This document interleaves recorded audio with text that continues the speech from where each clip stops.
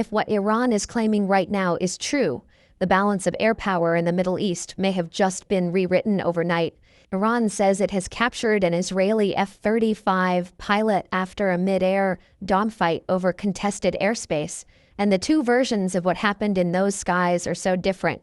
One of them has to be hiding something critical. Tonight, we are going to break down exactly how this aerial engagement unfolded and what weapons systems were involved, what Israel's military command is signaling behind closed doors but not saying publicly, and the one piece of battlefield evidence, a missing aircraft that neither side can fully explain. According to Iranian state television, footage of the captured pilot was broadcast within hours. Israeli defense officials, meanwhile, issued a brief denial through military channels, and U.S. defense contacts cited by Rachel Maddow referenced early intelligence inconsistencies that are still being assessed.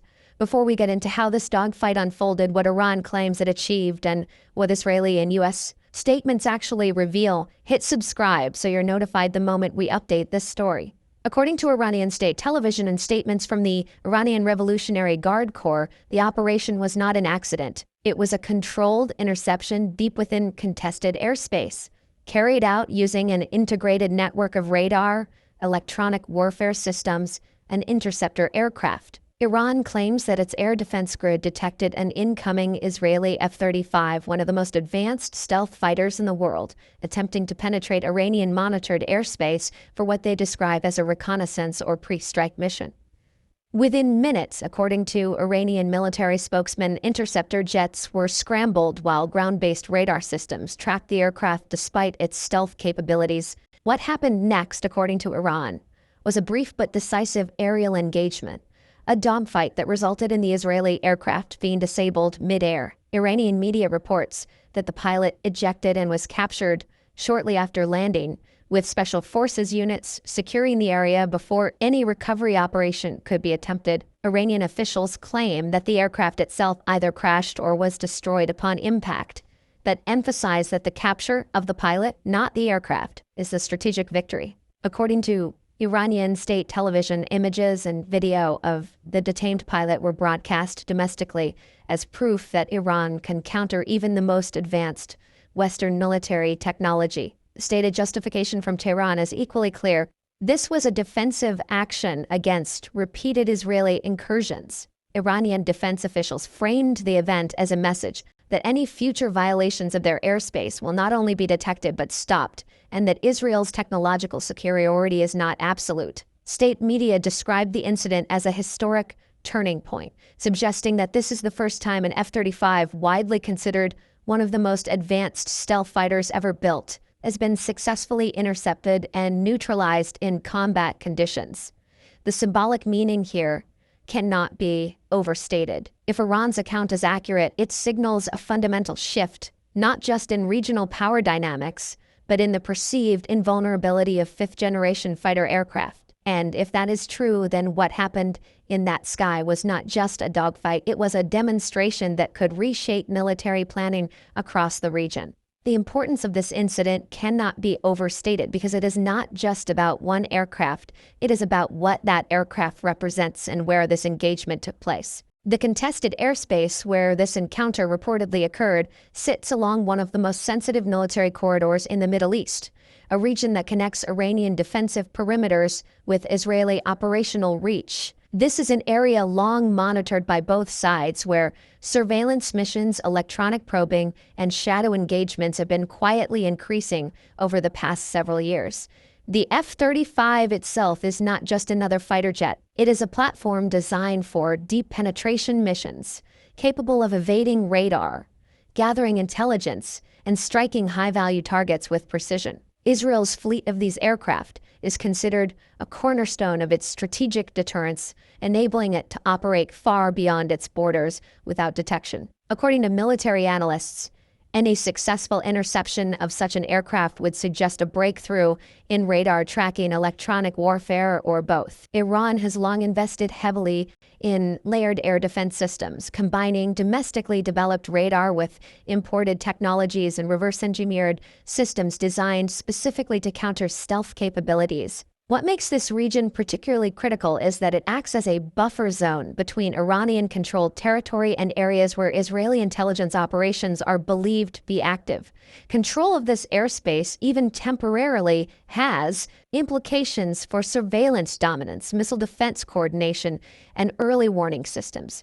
Analysts have warned for years that this exact type of encounter, a direct aerial engagement between Israeli stealth assets and Iranian defense systems, would be Iran's first priority in any serious escalation scenario, and now that prediction is being tested in real time. But what the Israeli military said in response, and crucially, what they didn't say, immediately became the second story. Before we get into that response, which directly contradicts the Iranian narrative in multiple critical ways, make sure you're subscribed. We are tracking this in real time, and what emerges in the next few hours may redefine what we think happened. Then Israel's defense establishment began to respond, and the language they chose was very deliberate. According to a senior Israeli military official speaking through official channels, there has been no confirmation of any Israeli pilot being captured. The statement emphasized that all operational aircraft involved in current missions are accounted for without directly addressing whether an engagement took place. Where Iran described a successful interception and capture, Israeli officials described routine operational activity in the region, declining to provide specifics on flight paths or mission objectives. Where Iranian state television broadcast alleged footage of a detained pilot, Israeli defense sources dismissed those visuals as unverified and likely fabricated. U.S. defense officials cited in early reporting referenced by Rachel Maddow added another layer, stating that there is currently no independent confirmation of an F-35 loss, but acknowledging that intelligence assessments are ongoing. What the Israeli military did emphasize was the continued operational readiness of its air force, asserting that its strategic capabilities remain intact and unaffected. But what the Israeli statement did not address, and what military analysts immediately noticed, was the absence of a direct denial of an aerial engagement itself. There was no explicit confirmation or rejection of a dogfight, no detailed timeline, no explanation for the specific location Iran claims the incident occurred. This stark difference between the two narratives immediately sparked debate across every major intelligence community in the world, and it raises a question that cannot yet be answered. Who is telling the full story and why? Military analysts immediately began assessing what this incident could represent beyond the immediate claims and counterclaims. According to analysts at institutions such as the Institute for the Study of War and former NATO air commander speaking to international media, there are three critical layers to this situation: technological credibility, escalation risk, and narrative control. First, the technological question. If Iran has indeed demonstrated the ability to track and intercept a stealth aircraft like the F-35, it would represent a significant shift in modern air combat assumptions. However, analysts caution that confirmation requires independent verification, which has not yet emerged. Second, the escalation ladder. Historically, direct engagements between Israeli and Iranian forces have been limited, often conducted through proxies or indirect strikes. A confirmed mid-air dogfight would represent a move into a far more direct phase of confrontation, one that reduces reaction time and increases the risk of rapid escalation. Third, the narratives themselves. Iran benefits from demonstrating strength and deterrence, particularly in the face of ongoing tensions. Israel benefits from maintaining ambiguity and preserving the perception of technological superiority. Military analysts outline three possible next moves. The containment path, where both sides quietly de-escalate, avoid further incidents, and allow the story to fade without confirmation. The escalation path, where retaliatory strikes or increased aerial operations lead to further direct confrontations. The diplomatic off-ramp, where international actors, including the United States and European intermediaries, push for back-channel communication to prevent miscalculation. Economic implications are already being felt. Energy markets are reacting to uncertainty with concerns over potential disruptions to regional stability and shipping routes. The world watches closely, as even a perceived escalation can ripple through oil prices and global supply chains. What is clear is that both sides are telling very different stories, and each version serves a strategic purpose. Whether this situation escalates or is contained remains at this hour deeply uncertain.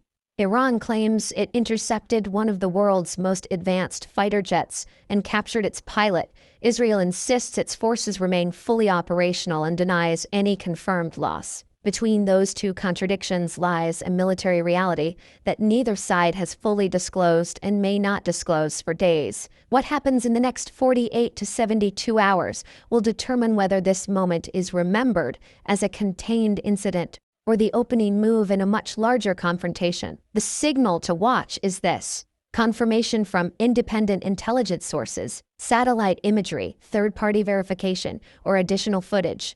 If that emerges, it could validate one narrative and fundamentally shift the strategic picture. If it doesn't, the ambiguity itself may become the defining feature of this crisis.